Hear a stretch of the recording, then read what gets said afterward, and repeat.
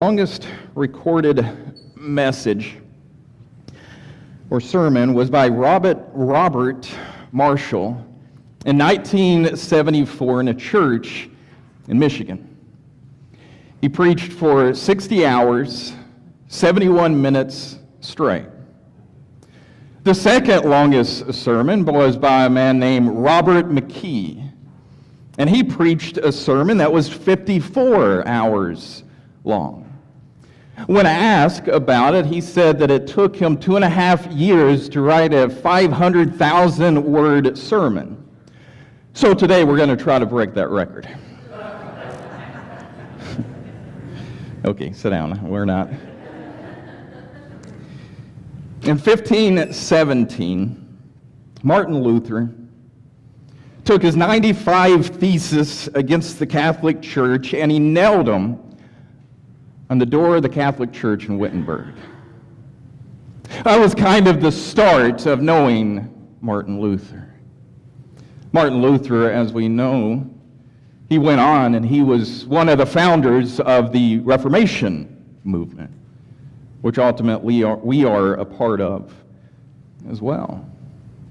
That was kind of his start, and trust me, it didn't go well when he nailed that to the door. It was more of an in-your-face sermon for them.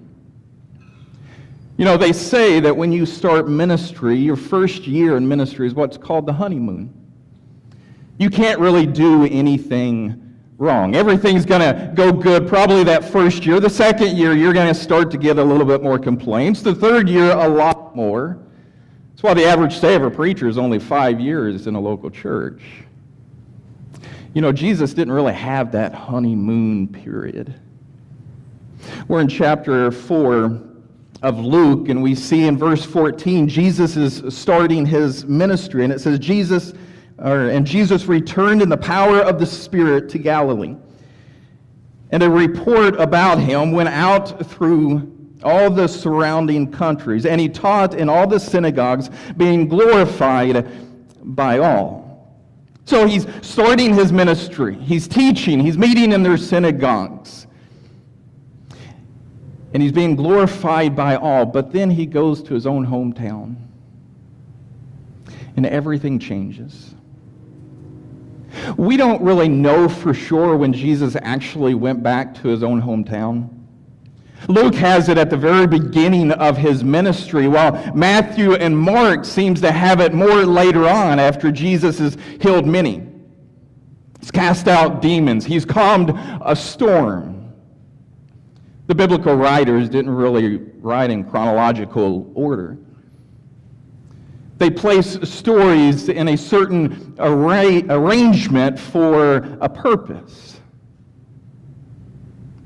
And when we come upon a story like this, we have to wonder, why did Luke put this story at the very beginning of Jesus being rejected by his own people? The town that he grew up in. Why begin with that? And I think the message that is within that story that we will see in a few moments is the message that Luke wanted to say this was the basis of Jesus' entire ministry. He puts it at the beginning for a purpose, to show what Jesus is about to say is the foundation of Jesus' entire ministry. So let's go ahead and look at it. We continue on. And it says, and he came to Nazareth. He had been brought up, and was his custom, he went into the synagogue on the Sabbath day, and he stood up to read. And the scroll of the prophet Isaiah was given to him. He unrolled the scroll and found the place where it was written, the Spirit of the Lord is upon me, because he has anointed me to proclaim good news to the poor. He has sent me to proclaim liberty to the captives and recovering of sight to the blind, to set at liberty those who are oppressed, to proclaim the year of the Lord's favor. You know, it was custom in a synagogue for if there was a kind of a special guest that was there that day, they would be the one that would read the scripture, and then they would sit back down, and then they would begin to preach a sermon. That's how synagogues went. They started out with reading out of the Torah, they read out of the prophets, and then they would begin to teach a lesson from it. And Jesus picks this passage. Remember, at the very beginning we said, and Jesus returned in the power of the Spirit. Luke is kind of hinting here at what Jesus is about to do, because the very first words Jesus says is, "The Spirit of the Lord is upon me." And he uses this passage from Isaiah to say this passage is about me. Because he says, today in your hearing, this passage has been fulfilled. It's a bold statement. A very bold statement. Claiming that he is the one that has the Spirit. He is the one who is anointed. He is the one who's going to set the captives free. This is a passage about the Messiah, and he's saying, I am the Messiah, in his own hometown. You know, they kind of wondered about that. And it says, and all spoke well of him, verse 22, and marveled at the gracious words that were coming out of his mouth. And they said, is not this Joseph's son? I mean, don't we know this kid? I mean, he grew up here. This is a small town. He's the carpenter's son. And they marveled at what he said. They didn't marvel as, this is wonderful. What's this guy doing? What's he saying? They're not believing who he is because they already know him. There was no way that this little kid whose mother got pregnant out of wedlock could actually be anything that's too great. I mean, can anything good come from Nazareth? You remember that one in John? So they doubted. And I find it interesting that Luke uses the word, and they marveled at his gracious words, because Jesus uses that exact word in Mark's account of this when he says he marveled at their unbelief. They didn't believe. And Jesus knew that, so that's why he went on and said, doubtless you will quote to me this proverb, physician, heal yourself. What we have heard you did at Capernaum, do here in your hometown as well. He knew what their thoughts were. He knew what their heart was. He knew that they didn't believe. He understood that. So he quotes a proverb. Undoubtedly, you're saying to me, physician, heal yourself. Now, the application of that in this part, the immediate application, is kind of a little unclear. I mean, we know the long-term application to that, because as Jesus hung on the cross, what did they say to him? He saved others, let him save himself if he is truly the Christ of God, the chosen one. But what is he meaning about it here? Physician, heal yourself. What we have heard you have done in other places, do here. Not what we believe that you have done, but what we had heard, do it here. It's a hometown boy who they heard has been this physician. He's been able to heal people. He's been able to cast out demons, to calm storms. Do that here. Why were they asking that question? So that they could ultimately believe in him? No. They wanted something from him.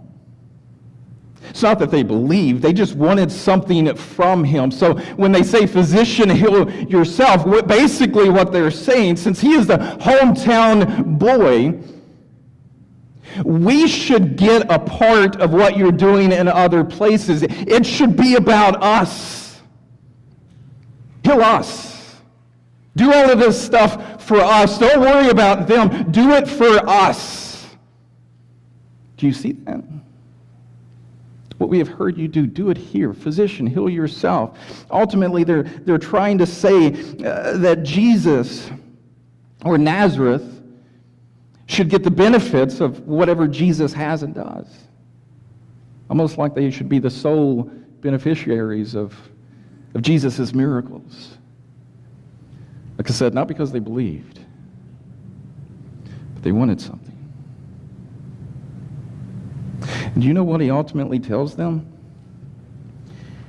He says, "Truly, I say to you, no prophet is acceptable in his own hometown. But in truth, I tell you, there were many widows in Israel in the days of Elijah, when the heavens were shut up 3 years and 6 months, and a great famine came over all of the land, and Elijah was sent to none of them, but only to Zarephath, in the land of Sidon, to a woman who was a widow. And there were many lepers in Israel in the time of the prophet Elijah, and none of them was cleansed, but only Nahum the Syrian." What's Jesus' point? It's a strong point. Especially once we understand that what they're saying is, heal us, do it here, here. And Jesus goes ahead and says, there was many widows in Israel, but God helped none of them. There were many lepers, but God sent Elijah to none of them. Ouch. That had to sting. What are you saying? Israel's God's chosen people. Wouldn't God take care of his chosen people before he would ever take care of those hated Gentiles? Jesus is saying no. God took care of the Gentiles. They hated that message. So, as I said, Jesus didn't really have a honeymoon period,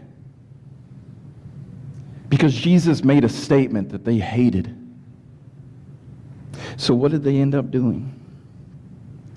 When they heard these things, all of the synagogue were filled with wrath, and they rose up and drove him out of the town and brought him to the brow of the hill on which their town was built, so that they could throw him down the cliff. But he passed through their midst, and he went away.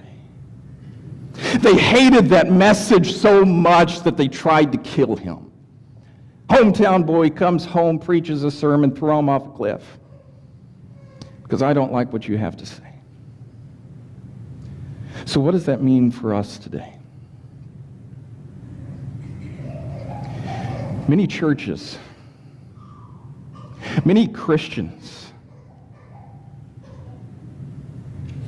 their entire thought of what God should do and what the church as a people should do is for me. It's all about me, not about those Gentiles. You know, we love the story when we say that Jesus saved the Gentiles, and I'm a Gentile, and that's amazing. I'm glad that he accepted me, but nowadays, it's not work about them. I'm accepted. Who cares about them now? We believe that the mission of the church is just to benefit us and not to benefit others. And if you say anything different than that, well, you're wrong. I mean, look at the book of Acts. There was no needy person among them. They took care of themselves before they ever helped anybody else, really. I don't think so. Where did Paul go the most? Where did Peter go? Would have been easy for Paul just to stay at one place and just build a church around himself. Take care of those people and nobody else. But that's not what the mission of God is. The mission of God is to be sent out, not to come in. It's always to be sent out. You know, this sermon series that we're looking at, it's called Loving Like Jesus. And do we love like Jesus? What do we see our mission is? Because as I said, the reason I believe that Luke starts with this story, while the other gospel writers do not, is Luke's trying to say this is the foundation of Jesus' ministry, that he came not just to save the Jews, but to save us all. And what is our mission? Just to take care of us? Or to go out and try to reach others, to be Jesus to them? We had the Restoration Leadership meeting yesterday. It was an amazing meeting. It was sitting at a table, and it was kind of a cross-talk, and the second half of it was talking about the community. What are we to do in the community? And as we was going through the discussion, I made a point that the sad reality is that many people, the only encounter they will ever have to Jesus is through you. That's a privilege, but it's also terrifying. Am I being Jesus to the world? Because ultimately, we are his body. We are his hands and we are his feet. We are his ambassadors. We represent him to the world. Are we doing that? Or is our message that all Jesus cares about is those Christians? And we don't care about you. What is our mission? What is our goal? What do we want to do? What should we do? What does the Bible say that we should do? Started out the sermon telling you what the longest sermon ever preached was. Well, let me tell you the shortest sermon that was ever preached. It is by Roy de Lamonti. There we go. He was a chaplain at Payne College. He preached the shortest sermon that college had ever had in their entire history. Now, the topic of that sermon, the sermon title, is a little long. It was, what does Christ answer when we ask, Lord, what's in religion for me? That was the title. What's Jesus' response when we ask, what is there in religion for me? And he gets up, and he says, nothing. And then walks off. I agree with that. What is there in religion? Nothing. What is there in a relationship? Everything. It's not about a religion. It's not about the gimme. Because he was asked about it later on. How long did it take you to write that sermon? And he said, 20 years. He says, because I wrote that sermon to combat a culture and a church culture that is a gimme. And sadly, the church in America, that is what many of us are. A gimme. Instead of what can I do for you? What can I do for the community? It's what you can do for me. And if you don't do it for me, then I'm going to get mad. I'm going to get upset. I'm not going to tithe or give my money. I'll go to another church that will give me what I want until they don't. Then I'll go to another one.